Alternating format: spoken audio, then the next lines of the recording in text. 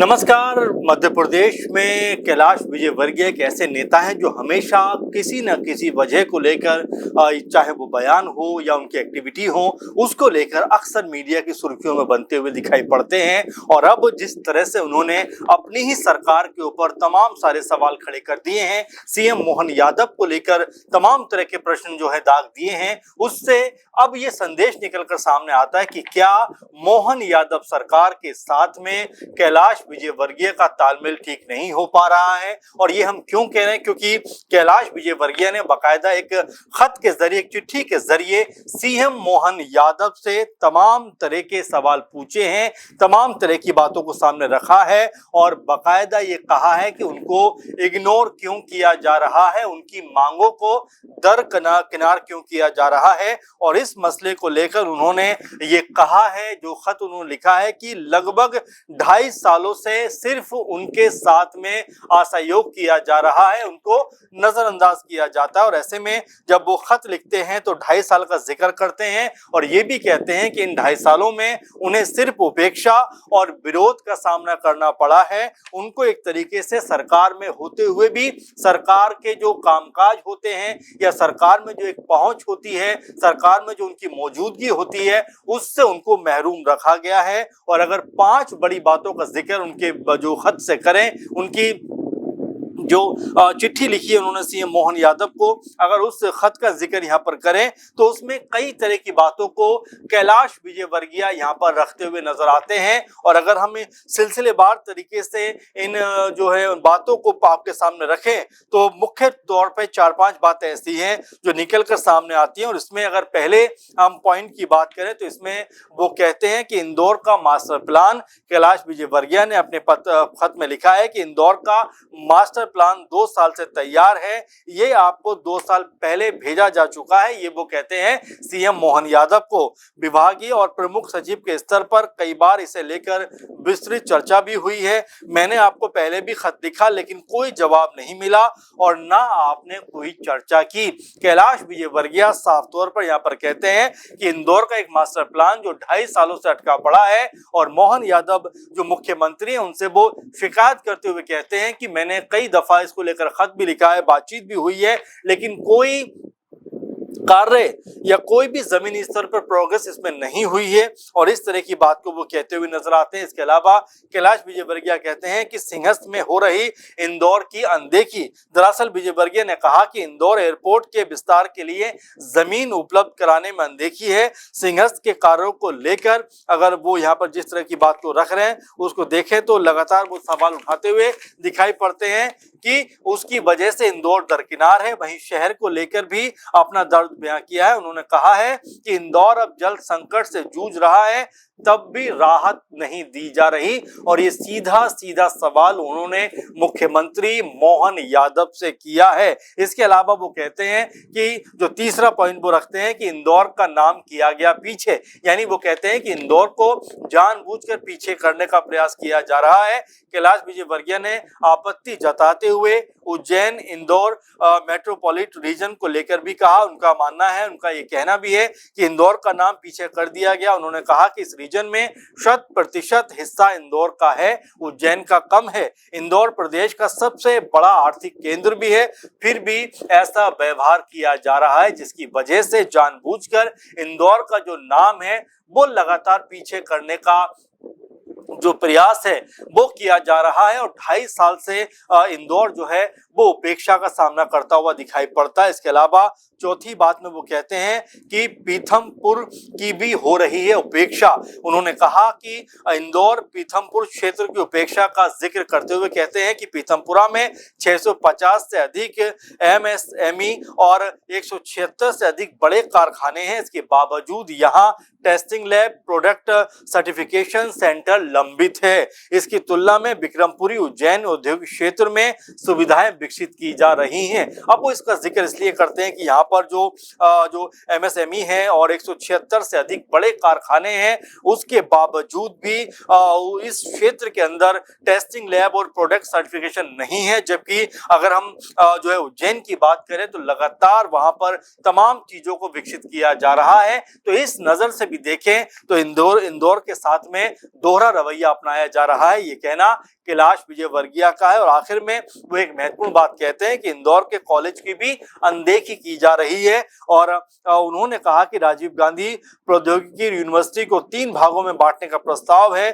भोपाल, उज्जैन और जबलपुर में प्रस्तावित है। इंदौर में 1952 से जो GSITC की उपेक्षा हो रही है, जबकि इसके 50 से अधिक इंजीनियरिंग कॉलेज हैं। इस तरह की बात को कैलाश विजयवर्गीय उठाते हुए नजर आते हैं। उनकी जो 5 मुख्य बातें हमने आपके सामने रखी, उनमें ज्यादातर वो ये कहते हुए नजर आते हैं कि हमने बारंबार इन चीजों का जिक्र किया, चाहे जो इंदौर मास्टर प्लान की बात करें, चाहे संघर्ष की वजह से इंदौर की जो अनदेखी हो रही है उसकी बात करें, या फिर इंदौर का नाम जबरदस्ती पीछे किया जा रहा है उसकी बात करें। पीथमपुरा को लेकर उन्होंने जिक्र किया कि ये भी उपेक्षा का सामना करता हुआ दिखाई पड़ता है और इंदौर के कॉलेजों की भी जो है अनदेखी हो रही है। ये बात कैलाश विजयवर्गीय कहते हुए नजर आते हैं। आपको बता दें कि मोहन यादव सरकार में कैलाश विजयवर्गीय नगरीय प्रशासन मंत्री हैं, लेकिन उसके बावजूद अपने आप को बहुत ज्यादा असहज यहाँ पर महसूस करते हुए दिखाई पड़ते हैं। कुछ दिनों पहले ये चर्चा भी निकलकर सामने आई थी कि मोहन यादव सरकार में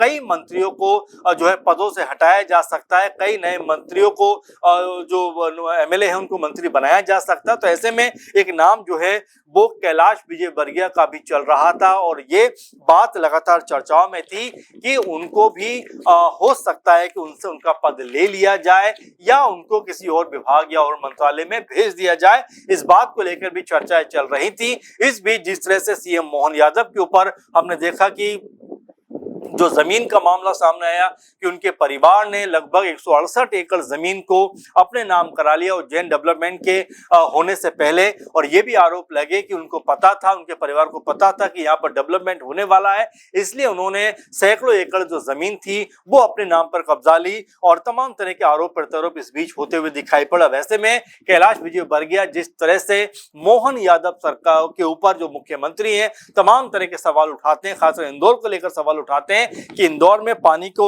लेकर संकट भी लगातार गहराता हुआ दिखाई पड़ता है, लेकिन उसके बावजूद भी कोई मजबूत कदम या पहल सरकार की तरफ से नहीं दिखाई पड़ती। और वो ये कहते हैं कि 2.5 साल से लगातार असहयोग और उपेक्षा का वो सामना करते हुए दिखाई पड़ते हैं। और जिस तरह से यहाँ पर कैलाश विजयवर्गीय का दर्द छलका है वो जाहिर बात है मोहन यादव सरकार के लिए कहने की चिंता का सबब बनता हुआ दिखाई पड़ सकता है। आपको बता दें कैलाश विजयवर्गीय ने खत में यह भी लिखा कि मेरे विभाग में तबादले मेरी जानकारी के बिना कर दिए जाते हैं और इंदौर में विकास की बात तो दूर, उससे हक भी नहीं मिल रहा है। साथ ही उन्होंने लिखा कि इन विषयों का समाधान नहीं होता है तो इंदौर की जनता की आवाज को सार्वजनिक मंच पर उठाना मेरी विवशता हो जाएगी। यानी अपनी ही सरकार के खिलाफ पूरी तरीके से कैलाश विजयवर्गीय मुखर होते हुए दिखाई पड़ते हैं, मजबूत आवाज बनते हुए नजर आते हैं और ये कहते हुए दिखाई देते हैं कि अगर CM मोहन यादव ने उनकी बात पर गौर नहीं किया,